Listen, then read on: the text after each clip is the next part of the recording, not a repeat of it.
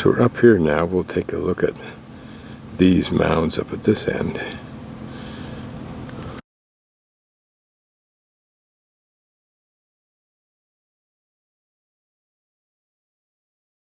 I'm walking back through a cut in the mounds towards the visitor center. And then I'm going to loop around to the right and start at the road where those mounds are. We're approaching 8 and 9, which are called the Twin Mounds, and they straddle the road.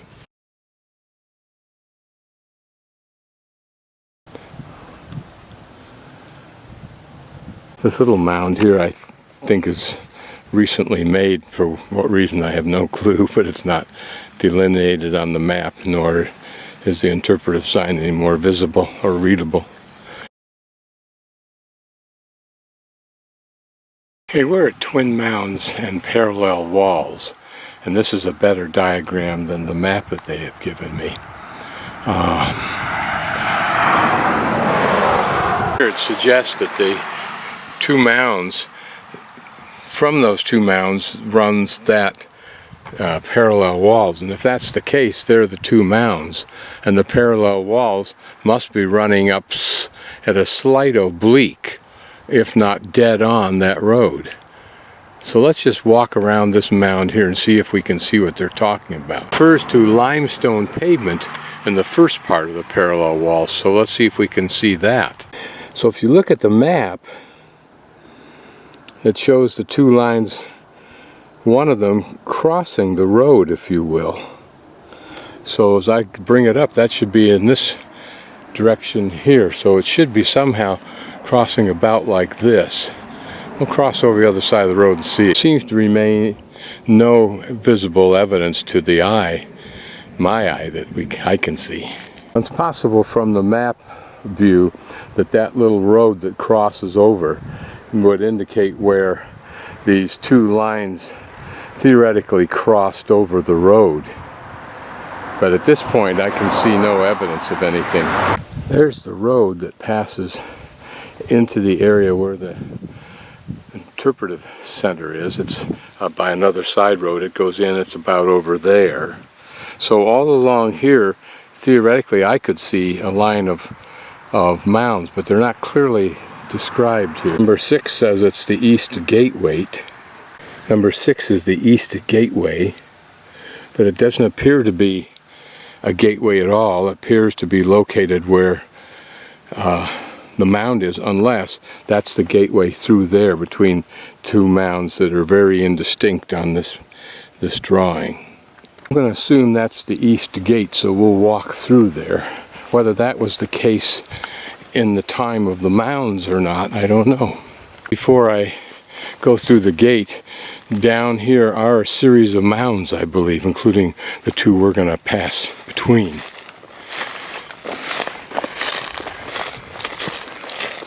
It's a pretty good sized mound since it runs from here across the road and beyond the road 40 or 50 feet. The other one may be down there where those two smaller trees are on the left is this end of this mound. May be a marking mound. I wish they would define something, because I don't see where it's listed, but see that mound over there, that little shallow one? It's about dead in front of that interpretive sign, which is about where number 4 might be construed to be. Or number 3, can't tell. Yes, between these two smaller trees is the end of that second mound. Here we have a third mound.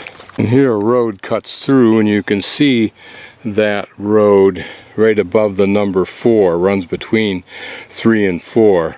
That's where we're at right now, looking at this cut between the third and the fourth mounds.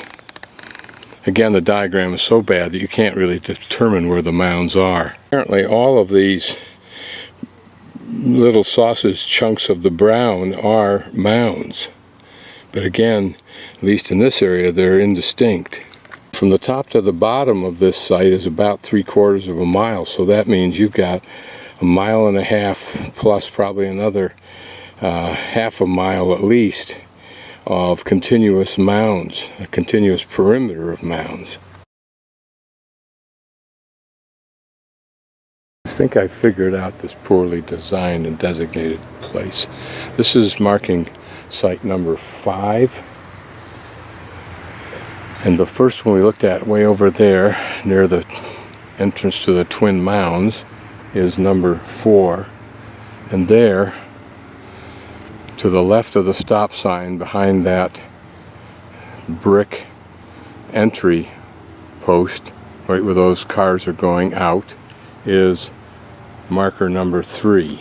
Presumably somewhere over there is number 1, which is a crescent mound. Here is a sign that indicates the stone circle trail, so this appears to be adequately marked. Let's go see it. It indicates that the area that we're walking in, there are at least 4 of these circles. The meaning is not known.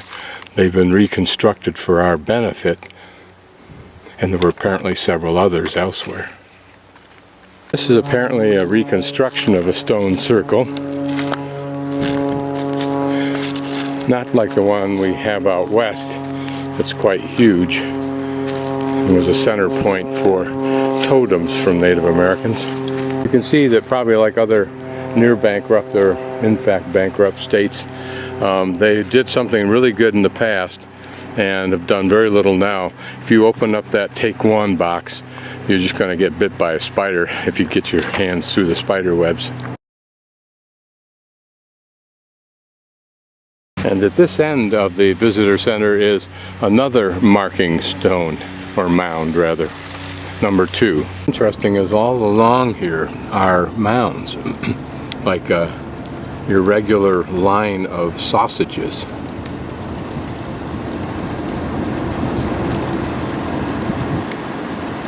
Maybe a gap or 2 there, but you can see back in there probably more mounds. Here's a slight crescent mound, indented that way. On the opposite side, an even more pronounced crescent. What's interesting is, what is their purpose? Since the 2 of these mounds were designed to, in essence, cut off the neck, if you will, from the one large area we were at to the large area we're going to. It's from the upper area to the lower area where you see 12 and 13. That's cutting it off there, although it's not the narrowest point. The most narrow point is where 14 and 15 are, which we'll get to in a few moments, which are the Great Gateway and the picnic area. Didn't know they had a picnic area. Here, near the crescent mound, is a little baby mound, but is it just a little baby mound? Would one logically ask, is it too coincidental that this little mound is almost centered with the curve of that arched mound or crescent mound? Seems logical to question it. We're going through the Great Gateway. Whether it really was at one time such a thing, I don't know.